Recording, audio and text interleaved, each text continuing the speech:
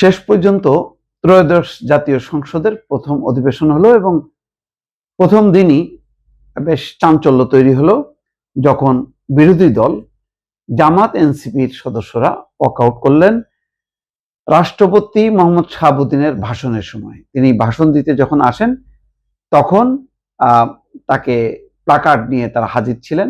আগের থেকে প্রস্তুতি বোঝাই যাচ্ছিল, জুলাই নিয়ে গাদ্দারি চলবে না, জুলাইয়ের সঙ্গে বিশ্বাসঘাতকতা বন্ধ করো, এমন স্লোগান দেখলাম। বেশ হাসনাত আবদুল্লাহর যথারীতি উত্তেজিত মুড। তবে ওয়াকআউটের সময় শেষ ভাগে সংসদ অধিবেশনটা পুরোটার সময় বেশ ভালোই চলেছে এবং বিরোধী দলের চমৎকার পার্টিসিপেশন এবং সমর্থন।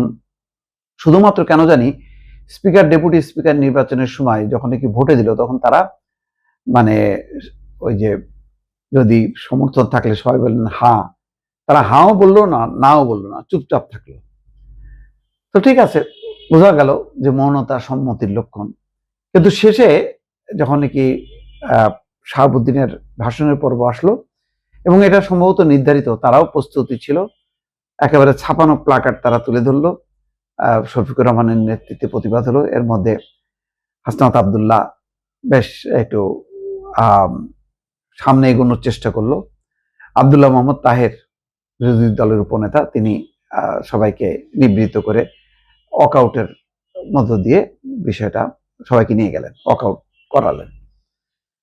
এটা বেশ উত্তেজনা ছড়ালো। এর আগ পর্যন্ত পুরো সংসদ অধিবেশনটা খুব বেশি প্রাণবন্ত ছিল না, নিরামিষ ছিল। সবচেয়ে বড় এই সংসদ অবাক কাণ্ড যে কোনো কথাই শোনা যাচ্ছিল না, সাউন্ড সিস্টেম এত খারাপ। এবং তার মাঝে তো দেখা গেল সাউন্ড সিস্টেম এক পর্যায়ে বন্ধই হয়ে গেল। তখন নামাজের বিরতি দিয়ে সেটা চালু করার চেষ্টা করা হলো, কিন্তু করা হলো কখনো অল্প কিছু শোনা গেছে, আবার অধিকাংশ সময় শোনা যায়নি। এবং সবাই আসলে অন্য কোনো সময় হলে, অন্য যে কোনো পরিস্থিতিতে হলে সবাই উঠে চলে আসার কথা। অন্তত আজকের ভিআইপি গ্যালারি, দর্শক গ্যালারিতে যারা এসেছিলেন তারা মজা পায়নি। এবং দেখা গেল যে এমপিরা তারাও অস্বস্তি বোধ করছিল, বারবার তারা দৃষ্টি আকর্ষণ করার চেষ্টা করছিল যে তারা শুনতে পাচ্ছেন না, মাইক, সংসদের মাইকও কাজ করছে না। কি মানে সংসদ উপহার দিয়ে গেল শেখ হাসিনা, যে সংসদ কাজই করছে না, মানে সাউন্ড সিস্টেমটা ঠিক করতে পারেনি। এত উন্নয়ন, সাউন্ড সিস্টেমের উন্নয়ন নেই। আসলে সংসদ তো গত 15-20 বছরের মধ্যে পেশাদার কোনো সাংবাদিক যায়নি এই সংসদে, কারণ এই সংসদের কোনো আকর্ষণ ছিল না। এই সংসদ ছিল শুধুমাত্র আনুষ্ঠানিকতা। যেমন রাষ্ট্রপতির পদটা যেমন আলংকারিক, তেমনি সংসদটাও ছিল আলংকারিক।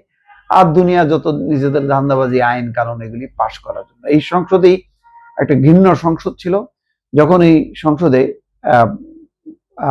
যে তত্ত্বাবধায়ক সরকার ব্যবস্থা বাতিল করে এই সংসদে, সেই সংসদটাই বসলো। এই সংসদের আকর্ষণটা, বৈশিষ্ট্য হলো এই যে এই সংসদে এবার আওয়ামী লীগ বলে কোনো দল ছিল না।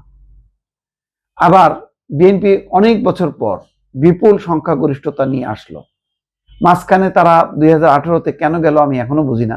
5-6 জন তাদের পার্টিসিপেশন ছিল, তার মধ্যে রুমিন ফারানা, তারপরে হারুন রশিদ চাঁপাইনবাবগঞ্জ, তারা বেশ জ্বালামি বক্তব্য দিত, সেগুলোই কোড হইতো, কিন্তু সংসদের কোনো গুরুত্ব ছিল না। অনেক বছর পর একটা সংসদ, প্রাণবন্ত সংসদ পাওয়া গেল। অন্তত সবাই আসলেন, 3 বাহিনীর প্রধানকে দেখা গেল, জুবাইদুর রহমান, জাইমা রহমান, ডক্টর মোহাম্মদ ইউনূস আর ডক্টর আসিফ নজরুল, তারাও ছিলেন অতিথির সারিতে, তারাও দেখলেন। কিন্তু শেষ ভাগ পর্যন্ত অনেকে ছিলেন না। অন্তত ডক্টর মোহাম্মদ ইউনূস, আসিফ নজরুলকে দেখা যায়নি।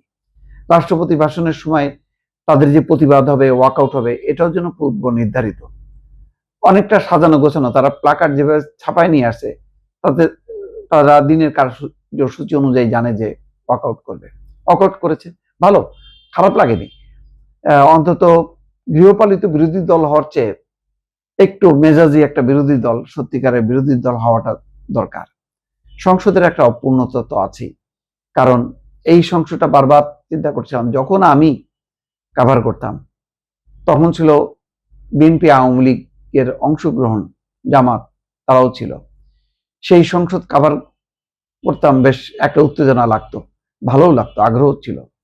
এরপরে তো সংসদ মানে এটা তো একটা কালিমা সংসদ, তা আসি নাই। তো অনেকদিন পর এটার একটা আওয়াজ পেল, কিন্তু তারপরেও বুকের ভিতরে একটা চিনচিন করে বেদনা বাঁচতে থাকলো যে যতই আওয়ামী লীগকে নিন্দা করি, মন্দ বলি, আওয়ামী লীগের তো একটা জনসমর্থন আছে, সত্য। তাদেরও একটা যদি পার্টিসিপেশন যদি থাকতো ভালো হতো। অনেক সময় মনে হচ্ছিল যে স্বতন্ত্র কয়েকজন সদস্য আছেন, তারা যদি মিলে একটা আওয়ামী লীগে যোগ দিয়ে যদি একটা আওয়ামী লীগ বানাইতো, তাহলে অন্তত এই সংসদের একটা পরিপূর্ণতা পাইতো।